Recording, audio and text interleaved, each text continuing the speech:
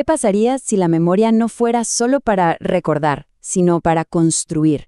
Hoy vamos a desglosar un ensayo que propone justamente eso, usar la memoria como un verdadero plan de acción política. A través de este texto vamos a meternos en una crisis de representación muy profunda en Salta, Argentina, un caso local que, la verdad, tiene ecos en muchísimos otros lugares. Y miren, el autor, Fernando Pequeño Ragone, arranca con una frase que lo deja clarísimo desde el vamos. Esto no es para ponerse a llorar por el pasado, para nada. Es un llamado a la acción, un diagnóstico que nace de un sentido de urgencia, de un deber político.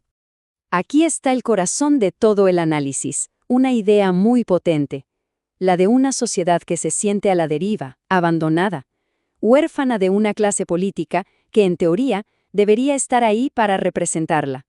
Este es el punto de partida para entender la crisis de la que vamos a hablar. Bien, metámonos de lleno en esto. Para poder entender la solución que se plantea, primero tenemos que ver la dimensión del problema. Y el ensayo no se anda con vueltas, ¿eh? Lo describe como una enfermedad en su etapa final. Los síntomas son bastante claros.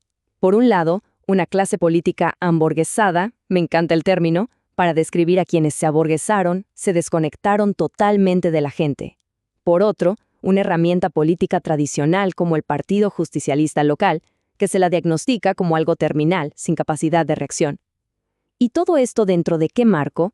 Bueno, un modelo económico que, según el autor, arrastra las mismas lógicas desde la dictadura y que aterriza en algo muy concreto, la precarización del trabajo como norma. Ok, el panorama es desolador, está claro. Y la pregunta es, ¿y ahora qué? ¿Cuál es la salida? Bueno, acá es donde el ensayo pone sobre la mesa su idea más fuerte. No se trata de inventar la pólvora, sino de usar algo que ya tenemos, la memoria. Y acá se hace una distinción que es clave, ¿eh? Por un lado, existe la memoria museo. ¿Vieron? La historia como un objeto de colección, algo quieto, un cuadrito en la pared. Y por otro, la memoria puente. Y acá está lo bueno, la historia usada como una herramienta viva para analizar lo que nos pasa hoy, para conectar las luchas de antes con los problemas de ahora. Deja de ser un adorno y se convierte en una obligación moral. ¿Y ese puente a dónde nos lleva? Nos conecta con una figura central, Miguel Ragone, exgobernador de Salta y abuelo del autor. Se lo trae al presente no como un simple recuerdo familiar, sino como el símbolo de otra forma de hacer política. Una política con convicciones, humanista, donde la traición a los principios simplemente no era una opción. Ahora vamos a ver cómo todo este análisis teórico se ancla en una experiencia muy personal y muy concreta. El autor no está hablando desde afuera, para nada. Habla desde las entrañas mismas de la estructura que está criticando. Esta línea de tiempo nos cuenta una historia, la de una pelea. La cosa fue así. Ingresó al partido para intentar democratizarlo desde adentro, impulsando cambios en sus reglas internas para que las bases tuvieran más poder. Pero, ¿qué pasó? Se topó con un muro, se dio cuenta de que en ese momento el cambio desde adentro era imposible, y eso lo llevó a tomar una decisión drástica. Y este es el punto de quiebre. La renuncia no se plantea como una derrota o un fracaso. Todo lo contrario. Se la presenta como el único acto de coherencia que quedaba. Quedarse adentro, dice, era convertirse en cómplice de esa misma decadencia que denunciaba. Entonces, esa renuncia no fue el final de la historia. De hecho, fue el comienzo, el punto de partida para una tarea muchísimo más grande, una tarea de, empezar a construir algo de nuevo. O mejor dicho, de reconstruir desde los cimientos. Y esa tarea tiene un nombre. Rearticulación del campo popular. Es el concepto central. A ver, ¿qué quiere decir en criollo? Significa volver a tejer la red, volver a armar un movimiento político desde abajo, con la gente. Porque las estructuras viejas como la del PJ en Salta ya no sirven para representar a los laburantes. ¿Y por qué es tan urgente? Bueno, el diagnóstico es durísimo.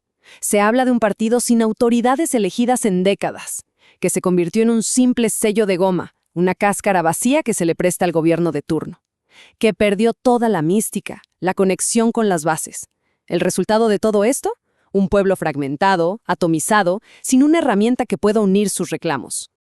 Ahora, claro Esta reconstrucción política no es algo que se haga de un día para el otro. No es solo juntar gente y listo.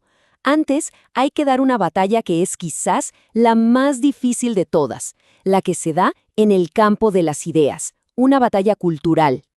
Para esa batalla, el autor propone una herramienta con un nombre genial, la gimnasia neuronal.